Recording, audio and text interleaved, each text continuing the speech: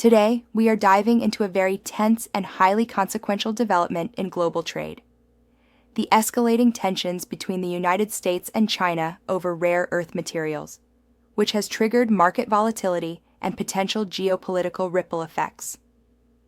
The article we are summarizing is titled, "Trump Loses His Cool, A New Trade Battle Begins."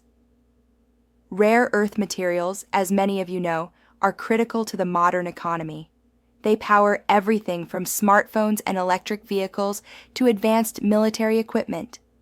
China's control over this sector has given it enormous leverage on the global stage, and recent actions have sparked an immediate response from the US, including threats of new tariffs. Today, we'll walk through this story slide by slide, examining Trump's reaction, China's countermeasures, the emerging rules that could change global supply chains, and the potential long-term market and geopolitical implications. We'll also discuss what this means for companies, investors, and governments navigating this complex situation. This slide captures the immediate trigger for the latest trade tension. On October 9, 2025, former President Trump publicly expressed extreme frustration with China's newly announced rare earth export restrictions. He posted an unusually long and aggressive message on social media, emphasizing that China's actions were unacceptable and threatening to respond with tariffs once again. It's important to note the context here. Trump's frustration isn't purely economic. It is intertwined with his personal narrative, including feeling sidelined in recent international recognition, like missing the Nobel Peace Prize. The timing of these remarks coincides with China's triple counterstrikes, signaling a deliberate escalation from Beijing. Markets reacted almost immediately. Within hours, global indices dropped sharply. The Dow Jones Industrial Average fell by 1.25%, the Nasdaq plunged 2.51%, and the S&P 500 fell 1.84%. These numbers highlight not only the market's sensitivity to trade tensions, but also the fear that prolonged US-China conflicts could disrupt technology, energy, and defense supply chains. In essence, this slide underscores how political rhetoric and policy actions can directly affect investor confidence and create volatility in global markets. Now let's look at China's response. The slide outlines 3 significant measures China implemented in quick succession. First, on October 9th, China's Ministry of Commerce and Customs announced strict export controls on 4 categories: rare earths, lithium batteries, artificial graphite, and super hard materials. These are not trivial materials. They are fundamental to multiple high-tech industries, from consumer electronics to defense systems. China effectively signaled that it could selectively restrict exports of strategically critical materials if necessary. Second, on October 10th, China's Ministry of Transport imposed special port fees on US-owned shipping companies. This fee schedule was timed to coincide with the implementation of new US tariffs, essentially retaliating in a precise and highly visible way. By leveraging port operations, China directly impacted the flow of goods and increased shipping costs, sending a strong message to US businesses relying on these supply chains. Third, the same day, Chinese market regulators initiated an antitrust probe into Qualcomm for an unreported merger. While this may seem more like domestic regulatory enforcement, its timing added to the impression of a coordinated response to US pressure. Taken together, these 3 measures demonstrate a multi-pronged strategy. China is asserting economic power, signaling readiness to enforce its rules, and shaping market perceptions. It's a sophisticated use of policy tools to gain leverage in ongoing trade negotiations. This slide highlights one of the most significant regulatory developments: China's establishment of a long-arm jurisdiction over foreign products containing Chinese materials.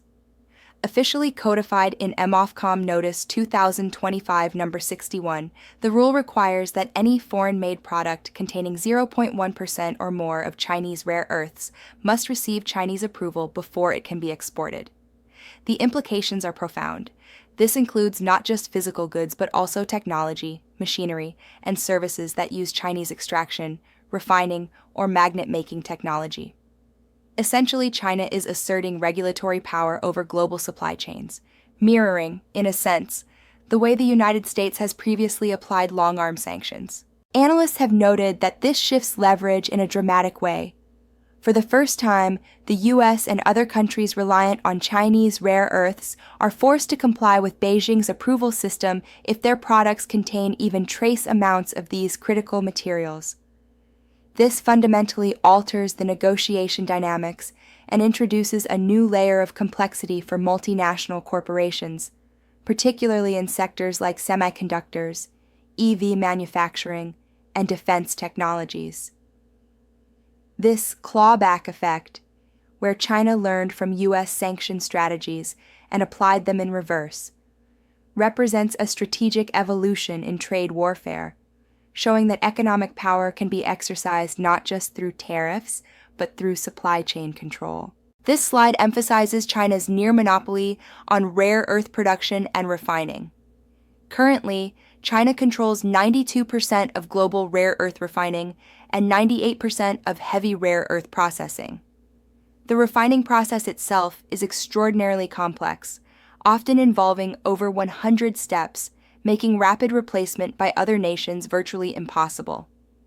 This reality has forced companies in the US, the Netherlands, Taiwan, and elsewhere to confront the reality that they must obtain Chinese export licenses if their products contain Chinese-sourced materials.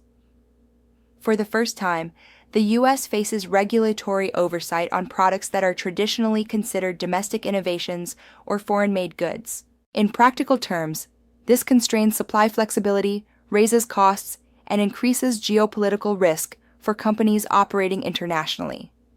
Even governments that wish to reduce dependence on Chinese materials face long lead times to establish alternative mining, refining, or recycling capabilities. In short, there is now a structural dependency on China that cannot be easily replaced, reinforcing Beijing's strategic advantage in global trade negotiations. The final slide addresses the broader consequences of these developments. We see a literal and figurative power struggle. The U.S. has long relied on long-arm sanctions to enforce its trade policy, but China now wields similar power through export controls and regulatory oversight. In the immediate term, markets responded with volatility. Chinese equities declined, and global markets, particularly technology-heavy indices, tumbled. Investors are now trying to price in risk from potential supply disruptions, trade escalation, and political uncertainty. Longer-term analysts suggest that while this situation has created short-term panic, it may ultimately lead to a more balanced negotiation environment. The article's author humorously predicts that Trump will eventually return to the table. Taco.